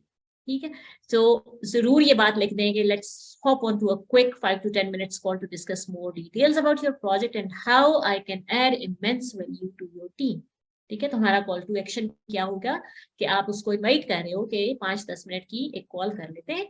ठीक है, या फिर आप यहीं पे बेशक स्केड्यूल भी पूछ लो कि आपका क्या स्केड्यूल है, आप कब अवेलेबल होगे, या दूसरा तरीका ये है कि आप उसको बता दो कि फला फला मेरा टाइम जोन है और दिन 11 बजे से लेके शाम 8 बजे के दरमियान में मैं अवेलेबल हूँ। इस दौरान में कोई भी अगर आपको टाइम सूट करता है तो you can get back to me. ठीक है, तो ये जरूरी चीज है कि आपका कॉल टू एक्शन होना चाहिए। And the last thing is professional closing. Show a professional behaviour eight the and while closing the proposal. जैसे लुकिंग फॉरवर्ड लिख दें, बेस्ट रिगार्ड्स, और एट द एंड आपका नाम। ठीक है, ये हो गई हमारी प्रोफेशनल क्लोजिंग। हाँ, उसके बाद थोड़ी सी प्रो टिप्स हैं, वो डिस्कस करते हैं, और फिर मैंने कुछ 2-3-4 सैम्पल प्रपोजल्स भी रखे हुए हैं, वो भी आपको दिखा दूंगी। लाइक वो कोई हार्ड एंड फास्ट रूल नहीं है, मैंने अपने ही 2-3 प्रपोजल्स जो काम कर रहे थे, जिनपे मुझे क्लाइंट्स का अच्छा रिस्पॉन्स आया, वो हैं, आप उनको देख लो। जरूर मतलब जरूरी भी नहीं है कि ये 7 जो हमने पॉइंट्स डिस्कस किए हैं, समटाइम्स मैंने ये सातों के सातों भी प्रपोजल्स में ऐड किए हैं, समटाइम्स मैंने इनका कॉम्बिनेशन कर लिया है। आप इस पे एक्सपेरिमेंट्स कर सकते हैं प्रपोजल पे, कवर लेटर पे, और देखें कि आपके लिए क्या काम करता है। ठीक है, लेकिन ये जो कॉल टू एक्शन वाली बात है और जो सैंपल्स वाली बात है, ये चीजें बहुत इंपॉर्टेंट है। ठीक है, अच्छा जी, सबसे पहली tip, use proper line spacing. अभी जिस स्लाइड पे हम अभी हैं, इसी को अगर आप और से देख लें, मुझे ये बताएं कि अगर इसी सारी स्टोरी को मैं पैराग्राफ की फॉर्म में लिख देती, यूज प्रॉपर लाइन स्पेसिंग के बाद अगली बात मैं यहीं से स्टार्ट कर देती, फिर अगली बात यहीं से स्टार्ट कर देती, और बड़ा सा पैराग्राफ बना के लिख लेती, तो मुझे नहीं पता आप लोगों की रीडिंग हैबिट क्या है, लेकिन मेरे जैसा बंदा, मैं तो जब 4 से 5 लाइनें इकट्ठी पैराग्राफ की फॉर्म में लिखी हो ना, तो टू बी ऑनेस्ट मैं घबरा जाती, मैं कहती हूँ भाई ये मुझसे नहीं पढ़ा जाएगा, मैं उसको छोड़ देती। ठीक है, तो हमेशा अपना जो आपका जो बहुत जरूरी टेक्स्ट होता है, जो लोगों को हम आगे रिप्रेजेंट कर रहे हैं ताकि लोग रीड करें, क्लाइंट्स हैं या कोई भी दूसरे, समटाइम्स सोशल मीडिया पे भी हम पोस्ट करते हैं, वो टेक्स्ट आपका इस फॉर्म में होना चाहिए कि उसमें रीडेबिलिटी होनी चाहिए, आसानी से रीड किया जा सके। तो उसकी पहली टिप, लाइन स्पेसिंग। कोशिश ये करें कि हर 1-2 लाइनों के बाद एक लाइन खाली छोड़ दें, ब्लैंक लाइन। ठीक है, एक खाली छोड़ने के बाद अगला पैराग्राफ स्टार्ट करें, फिर खाली छोड़ दें, फिर अगला पैराग्राफ। तो पढ़ने वाला भी ना थोड़ा सा वो रिलैक्स हो जाता है कि छोटी छोटी पैराग्राफ से मैं इनको आराम से पढ़ूं। ठीक है, लाइन स्पेसिंग रखनी है। Paragraph should not be more than 2 to 3 lines. 2-3 लाइनों से कोशिश करें, 2 लाइनों में पैराग्राफ को खत्म करें, उसके बाद एक खाली लाइन छोड़े, अगला पैराग्राफ स्टार्ट करें। लेकिन लंबी बात है 3 लाइनों पे चले जाएं, लेकिन 3 से लंबा पैराग्राफ मत करें, कोई भी नहीं पढ़ेगा। आजकल लोगों के पास बिल्कुल भी टाइम नहीं है। Try to add bullet points where possible. यहाँ पे देखें, अब मेरी जितनी भी स्लाइड्स आप देखते हैं, आपने देखा होगा कि मैं बुलेट पॉइंट्स ऐड करती हूँ। ठीक है, बाकी स्टोरी हम एक्सप्लेन कर सकते हैं, लेकिन बुलेट पॉइंट्स में आप छोटा छोटा करके पढ़ना आसान हो जाता है। जो आपको लोग सुन रहे हैं, जो देख रहे हैं, जो आपका टेक्स्ट पढ़ रहे हैं, उनके लिए भी वो चीजें ग्रैब करना आसान हो जाता है, सारी इंफॉर्मेशन को ग्रैब करना आसान हो जाता है। तो बुलेट पॉइंट्स को जरूर ऐड करें अपने कवर लेटर में। ठीक है, keep it short, simple and specific to the job description. ठीक है, शॉर्ट रखें, सिंपल रखें, और related to the job description. लंबी लंबी कहानियां बिल्कुल भी नहीं सुनानी, क्योंकि क्लाइंट के पास बिल्कुल टाइम नहीं है, उसे हो सकता है 20-50 प्रपोजल आए होंगे, तो वो इतना लंबा नहीं पड़ेगा, वो छोड़ देगा, वो आगे मूव ऑन कर जाएगा। Don't forget to give them ideas, strategies you will follow and quick solutions you will provide. अपने कवर लेटर के अंदर जो आपने पहली 2 लाइनें हुक क्रिएट की है, या जहां पे सैंपल्स ऐड कर रहे हो, कहीं भी आप 1 या 2 लाइनों की एक स्ट्रैटेजी डिफाइन कर दो, आइडिया दे दो कि मैं आपके इस प्रॉब्लम को इस तरीके से हल करने जा रहा हूँ। फायदा क्या होगा? फायदा ये होगा कि क्लाइंट को ये समझ में आ जाएगी कि एक तो इसको मेरे मसले की समझ में आ गई है, और ऑलरेडी इसके पास एक स्ट्रैटेजी है मुझे इस मसले से निकालने के लिए। ठीक है, तो फिर क्लाइंट ज्यादा सेटिस्फाई हो जाएगा और ज्यादा चांसेस हो जाएंगे कि वो आपको रीच आउट करे। Don't use a single template for every proposal. ये अपनी जिंदगी का असूल बना, ठीक है। अगर आपने एक ही कवर लेटर लिख लिया, एक ही टेम्पलेट बना लिया और कॉपी पेस्ट करके भेज रहे हो, यकीन करो आप लोगों को जॉब नहीं मिलनी। आप साल बाद भी रो रहे होगे कि हमें खामखा आपने इतना सिखाया, हमें तो जॉब नहीं। ठीक है, शामत टीचर की आ जाती है जो सिखा रहा होता है। ठीक है, तो आपने अगर सिंगल टेम्पलेट का जहन में रखा हुआ है, ये ऑलरेडी यूज करें, तो इस हैबिट को चेंज करें। जॉब डिस्क्रिप्शन को पढ़ें और उसके मुताबिक हर जॉब के लिए कस्टमाइज्ड प्रपोजल लिखें, उसके मसले के मुताबिक। Be creative and original. ये बात बार बार मैं इसलिए कर रही हूँ ताकि आपके दिमागों में बैठ जाए कि क्रिएटिविटी होनी चाहिए, ओरिजिनल काम होना चाहिए। टेम्पलेट ओरिजिनल तो नहीं होता ना। अब ये मेरे अपने ही कवर लेटर्स हैं, उसको थोड़ा सा देख लेते हैं कि मैंने किस तरह से किया हुआ। इसमें एक कवर लेटर है कि मैंने कैसे स्टार्ट किया। I am writing to express my interest in math content writer position at, ये उसकी कंपनी का नाम था जो मुझे जॉब डिस्क्रिप्शन में नजर आई थी। ठीक है, तो मैंने उसकी कंपनी का नाम भी इंक्लूड कर दिया ताकि, अच्छा यहाँ पे मैंने हाई देयर लिख दिया क्योंकि कहीं पे भी मुझे उस क्लाइंट का नाम नहीं मिला था, बट मुझे कंपनी का नाम मिल गया था, तो मैंने कंपनी का नाम यहाँ पे ऐड कर दिया कि आपने इस कंपनी में जो पोजीशन अप्लाई की, एडवर्टाइज की, मैं उसकी बात कर रही हूँ। ठीक है, As a highly experienced teacher and math content writer, I understand the challenges of effectively, क्योंकि उस बंदे ने कम्युनिकेशन की बात की हुई थी, एब्स्ट्रैक्ट मैथमेटिकल कॉन्सेप्ट्स की बात की हुई थी हाई स्कूल लर्नर्स के लिए। ठीक है, तो मैंने फिर वो वाले, आप उन कीवर्ड्स को, जो जॉब डिस्क्रिप्शन में वो जो मोटे मोटे कीवर्ड्स यूज कर रहा होता है ना, अपने प्रपोजल में जरूर यूज कर दिया करें। ठीक है, ये इफेक्टिव कम्युनिकेटिंग, उसी के प्रपोजल डिस्क्रिप्शन से मैंने ये वर्ड उठाया है। ठीक है, एब्स्ट्रैक्ट मैथमेटिकल कॉन्सेप्ट्स, मैंने उसी के प्रपोजल से ये वर्ड उठाया। ठीक है, टू हाई स्कूल लर्नर्स की भी उसने बात की थी, मैंने वहीं से उठाया।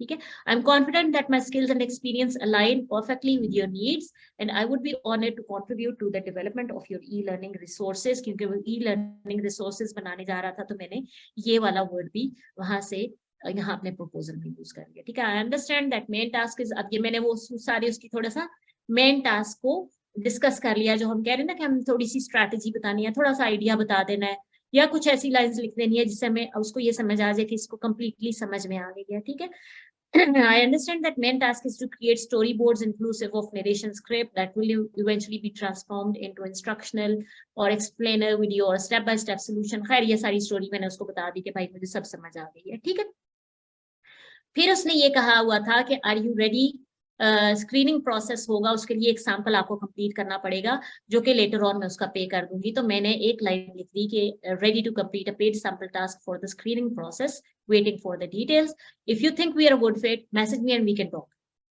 ठीक है, अब यहाँ पे देखें, मैंने जूम का वीडियो का उसको नहीं कहा। ठीक है, मैंने यहाँ पे कॉल टू एक्शन दे दिया, बट मैंने उसको लिखा कि अगर तुम्हें लग रहा है कि we are good fit you can message me and then we can talk. Best और एट द एंड मेरा नाम, दैट्स इट, बात खत्म। ठीक है, और इसके साथ मैंने अटैचमेंट में अपने सारे सैंपल, जितने भी मेरे इस जॉब से रिलेटेड राइटिंग सैंपल्स थे, वो मैंने अटैच कर दिए थे। ठीक, आगे चलते हैं। एक और है, इसमें भी मेरे पास, क्योंकि उसका मुझे क्लाइंट का नाम नहीं मिला था, तो मैंने हाई देयर से स्टार्ट कर लिया। और अब इसको भी देखें कि मैंने इसको कैसे स्टार्ट किया। इस बंदे को ऐसा राइटर, मैथ राइटर चाहिए था जो उसकी मैथ की वर्कशीट्स डिजाइन करे और उसको कैनवा आता हो। Canva is an online tool जिसमें आप चीजें डिजाइन कर लेते हो, डिफरेंट पोस्ट डिजाइन करते हो, लाइक वर्कशीट्स बना लेते हो, ई बुक्स बना लेते हो। It's a good. तो वो कह रहा था कि मुझे ऐसा बंदा चाहिए जिसको कैनवा भी आता हो, जिसको मैथ्स भी आता हो, वर्कशीट्स लिख भी ले और वो जाके कैनवा में डिजाइन भी करे। तो अब आप उसका मसला समझें कि उसको डिजाइनर भी चाहिए और उसको मैथ एक्सपर्ट भी चाहिए, 2 in 1 बंदा। अब ये जरा ये बड़े मजे का प्रपोजल है। ठीक है, आप देखें कि मैंने लिखा कैसे। You are looking for an expert to help you recreate, अच्छा इसके पास बनी हुई थी, इसने रिक्रिएट करवानी थी ना, उसी टाइप के नए questions. To recreate math sheets with a modern look using Canva. How about, अब मैं उससे पूछ रही हूँ, how about working with a math educational writer expert in Canva. ठीक है, कि जो मैथ एजुकेशनल राइटर है और वो कैनवा में भी एक्सपर्ट है, उसके साथ काम करने के बारे में क्या ख्याल है आप। ठीक है, हुक कर लिया ना मैंने 2 लाइनें पूरी भी नहीं लिखी, मैंने 1.5 लाइन में उसको हुक कर लिया। वो इधर ही हुक हो गया कि मुझे तो 2 in 1 बंदा मिल गया जो मैथ एक्सपर्ट भी है और जो कैनवा का भी एक्सपर्ट है। फिर मैंने आगे उसके साथ ही हुक इन फर्दर वाली स्टोरी कर दी कि अब मैंने मजीद फायदा बता दिया कि इसका फायदा क्या होगा। Not only you will get your worksheets proof red, but You will definitely get amazing worksheet templates with a modern look. 2 फायदे हो गए उसके कि आपकी जो पहले की बनी है वर्कशीट्स हैं, जब वो आप मुझे वो दोगे कि मैंने रिक्रिएट करनी है, तो पहले वाली वर्कशीट्स को भी प्रूफ रीड कर दूंगी।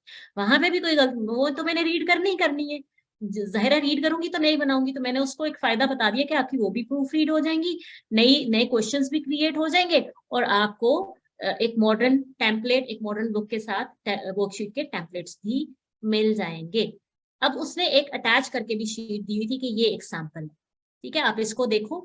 तो मैंने ये भी उसको बता दिया कि मैंने उसको भी देखा है। I just had a look at the sample worksheet you attached, and let me tell you that only a person having math knowledge along with Canva can do this task in order to avoid any mistake in mathematical equations used in the worksheets.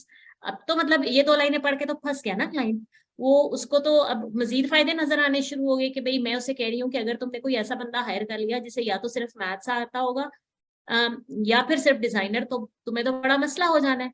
ठीक है, तो सिर्फ एक ऐसा बंदा जिसे math भी आता हो, जो इक्वेशंस की टाइपिंग भी कर सके कैनवा में जाके, और जो कैनवा की डिजाइनिंग का एक्सपर्ट भी हो, सिर्फ वही बंदा आपके मसले का हल है। उसके अलावा कोई बंदा आपका मसला हल नहीं कर सका, और मैं ऑलरेडी उसे बता चुकी हूँ कि वो बंदा मैं ही हूँ। ठीक है, if you think we are a good fit, message me and we can negotiate the price पर वर्कशीट और पर पेज। देखिए मैंने नेगोशिएशन यहीं पे स्टार्ट कर दी। मुझे 100% श्योर था कि मैं जिस तरीके से प्रपोजल लिख रही हूँ, इस क्लाइंट ने कहीं भी नहीं जाना। ठीक है, वो नेगोशिएशन करेगा मेरे साथ। अच्छा, मैंने उसे कहा कि हम इस तरह भी निगोशिएशन कर सकते हैं कि हम वर्कशीट, उसकी 3 पेजेस की वर्कशीट थी, मैंने उसे कहा कि हम वर्कशीट की भी फ्लैट फी कर सकते हैं, या फिर हम पर पेज की अगर तुमने करनी है तो वो भी कर सकते हैं, और मैंने उसको एक और भी कर सकते हैं। अच्छा, उसने ना आवरली जॉब पोस्ट की थी कि मैं घंटे का पे करूंगा ना, तो मैंने उसको एक और ऑप्शन दे दी कि एक और ऑप्शन देने का फायदा ये था कि समटाइम्स ऐसे होता है कि जब आप आवरली जॉब किसी क्लाइंट के साथ करते हो, तो क्लाइंट समटाइम्स थोड़ा सा परेशान इस चक्कर में रहता है कि हो सकता है कि ये 1 घंटे का काम हो और ये मुझे 3 घंटे पर चार्ज कर ले। तो मैंने उसको थोड़ा सा मजीद कंफर्टेबल करने के लिए कि अगर इसके जहन में भी ऐसी बात है कि घंटों का मुझे ज्यादा ना पे करना पड़ जाए, एक ही वर्कशीट पे 3 घंटे अगर लगा दे तो फिर क्या होगा, तो मैंने उसे एक ऑप्शन दे दी कि हम ठीक है, हम वर्कशीट का कर लेते हैं या पर पेज का। तो अगर 3 पेजेस की वर्कशीट है तो उसे पहले से पता होगा कि मैंने एक वर्कशीट का इतना पे करना है। If you can share the worksheet with me, I can send you my pricing along with an assurance of quality work in a quick turnaround time। अब मैंने assurance भी दे दी कि अगर जो आपने वर्कशीट्स बनवानी है उनमें से अगर एक वर्कशीट अगर आप मुझे सेंड कर दो, तो मैं वो चीज देख के मैं आपको ये बता सकती हूँ कि मेरी उसकी लाइक क्या प्राइसिंग होगी एक वर्कशीट की, और assurance मैंने दे दी कि क्वालिटी वर्क होगा और टर्न अराउंड क्विक होगा। ठीक है, डेडलाइंस का भी इशू नहीं होगा। Looking forward to hearing from you soon. Professional closing हो गई, बेस्ट समीना। लाइक ये प्रपोजल मैंने इसलिए शेयर किया कि आई फील कि this is the best proposal, और लेटर ऑन में मुझे ये जॉब अवार्ड भी कर दी थी इस बंदे ने, और जहां बात स्टार्ट हुई थी 2 या 3 वर्कशीट से, और अभी अल्हम्दुलिल्लाह मैं उसका पूरा का पूरा कोर्स डिजाइन कर रही हूँ। तो this is how you communicate with your clients. ठीक है, अब इसको मैं पूरा नहीं पढ़ रही, ये सिर्फ इसलिए अटैच करने का मकसद ये था कि आप समटाइम्स कोई जॉब ऐसी होती है कि आप बुलेट पॉइंट्स में जो आपने उससे रिलेटेड, उससे मिलते जुलते जो प्रोजेक्ट्स किए होते हैं वो आप मेंशन कर देते हो कि मैंने फलां कंपनी के साथ ये किया, फलां के साथ, फलां के साथ, फलां के साथ। और मैं कोई, अगर आपके पास कोई वीडियो टेस्टिमोनियल है, एक क्लाइंट का बहुत अच्छा वीडियो टेस्टिमोनियल है मेरे पास जो मैंने यूट्यूब पे अपलोड किया हुआ है, तो वो समटाइम्स मैं यूट्यूब का लिंक शेयर कर देती हूँ कि आप इस लिंक पे जाके वो वीडियो टेस्टिमोनियल देख लो। ठीक है, तो वो भी बहुत अच्छा रहता है।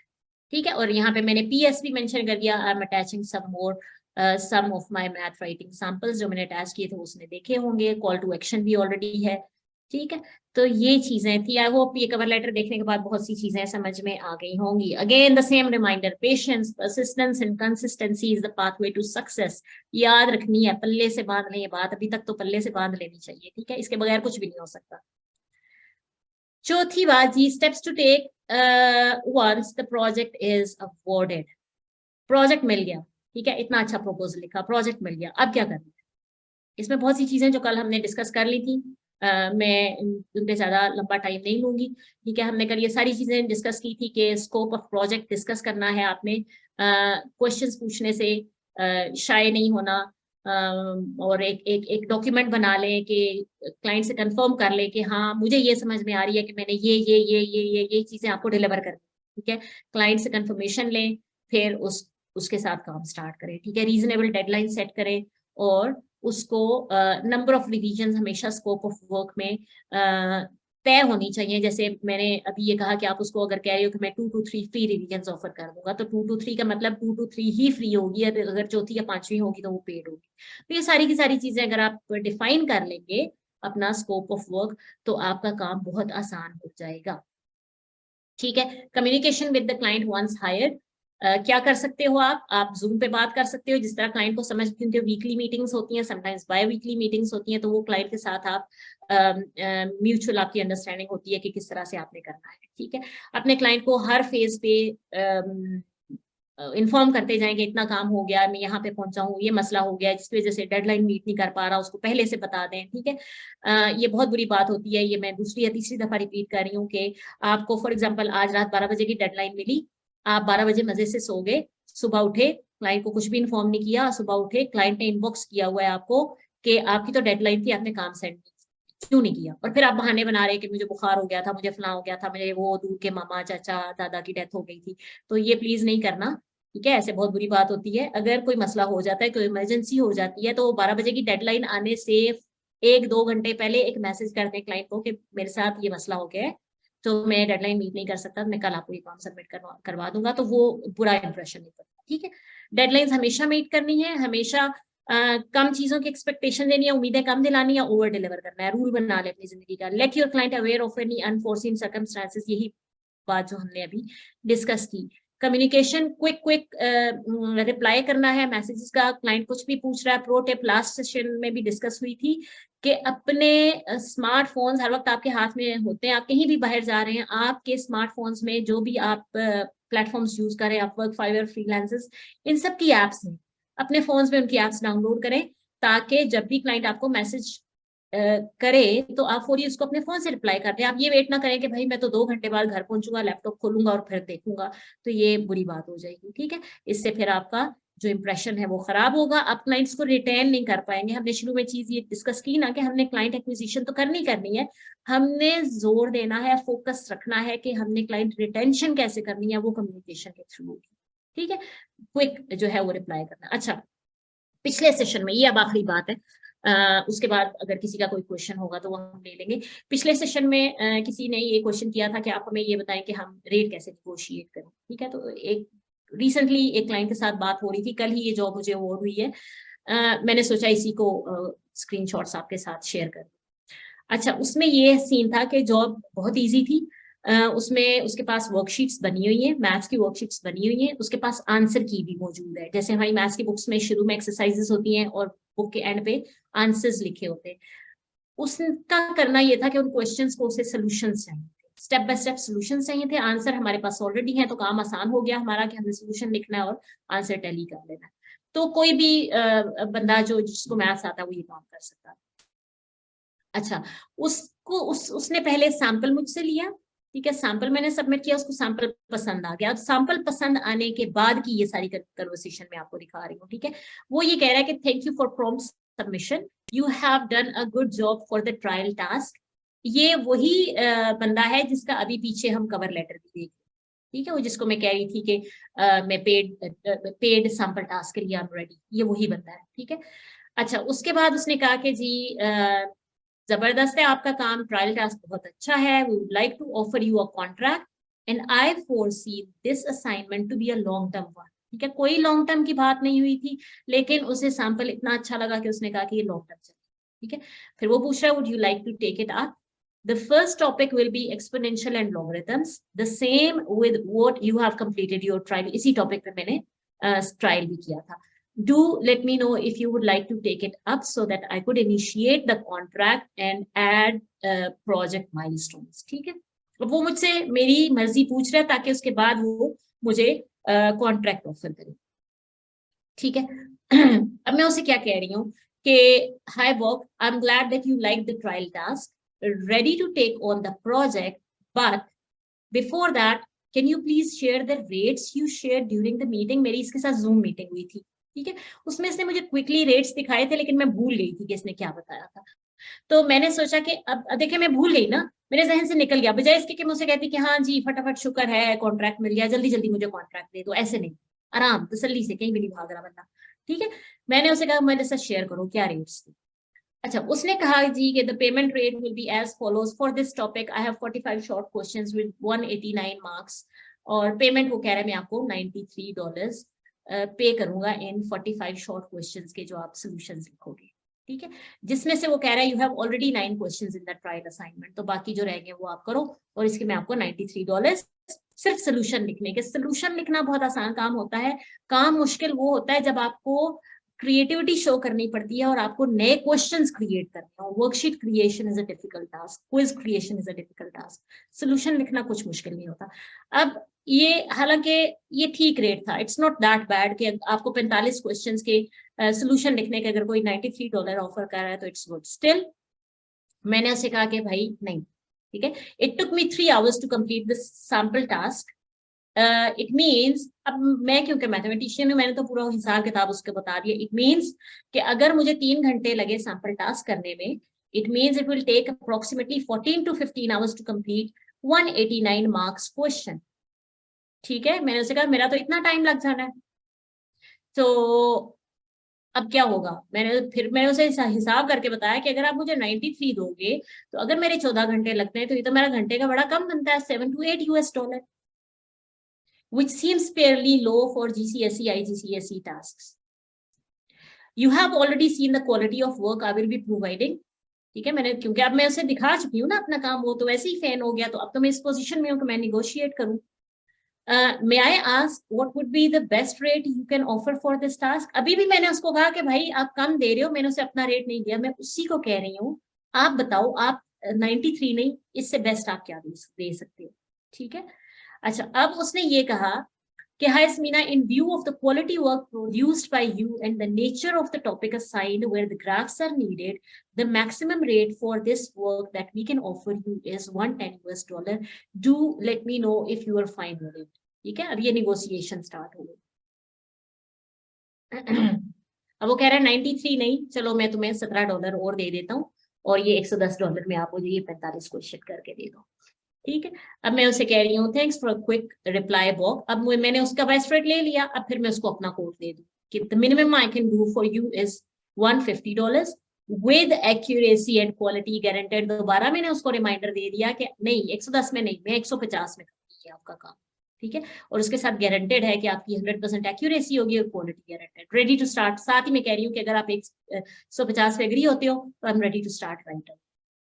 तो ये स्टोरी थी जो कि लेटर ऑन खत्म हुई 110 पे ही। ठीक है, वो फिर 110 से आगे अग्री नहीं हुआ क्योंकि उसका बजट इजाजत नहीं दे रहा था, तो 110 पे अग्री हो गई, और ये 1600 का प्रोजेक्ट फिलहाल हमने क्लोज किया $1600 का, जिसमें से पहला माइलस्टोन, पहली वर्कशीट जो सॉल्यूशंस लिखने वो $110। ये आपके सामने इस तरह का आपको मैसेज आएगा कि क्लाइंट का नाम, the client sent an offer, उसमें ये सारी स्टोरी होगी कि ये काम करना है, और इस तरह से लिखा होगा कि इसका इतना बजट है। पहला माइलस्टोन यानी कि जो पहली वर्कशीट में उसको करके दे रही हूँ लॉगरिथमिक फंक्शंस की, उसकी जो भी आपका रेट तय होगा $110, वो यहाँ पे शो हो जाएगा। अमाउंट इन एस्क्रो, मैंने आपको बताया था कि जब आप प्लेटफॉर्म पे काम कर रहे होते हो तो एक दरमियान में एस्क्रो होता है उस प्लेटफॉर्म का। जब भी क्लाइंट अवॉर्ड करेगा जॉब, तो जो पहला माइलस्टोन उसने डिफाइन किया है वो क्लाइंट की जेब से निकल के दरमियान में एस्क्रो में आ जाएगा, यानी कि अपवर्क के प्लेटफॉर्म पे $110 आ चुका है क्लाइंट की जेब से निकल के, अमाउंट इन एस्क्रो। जब मैं इसको काम सबमिट करवा के सबमिट के बटन पे क्लिक कर दूंगी, रिलीज पेमेंट के बटन पे क्लिक करूंगी, तो जब क्लाइंट जो है वो ये पेमेंट रिलीज करेगा और एस्क्रो से उठ के वो पेमेंट मेरे अकाउंट में आएगी। तो ये जहन में रखना है कि जब तक आपको कॉन्ट्रैक्ट स्टार्ट ना हो, ऑफर सेंड ना करे क्लाइंट, तब तक आपने किसी भी क्लाइंट के साथ काम नहीं करना। सो दैट्स ऑल फॉर टुडे। मुझे नहीं पता मैंने बहुत ज्यादा टाइम ले लिया है या 4 बजे हैं, no idea, but so that's all for today. इसमें हमने ये सारी चीजें आज डिस्कस की, and you can always follow me on YouTube, on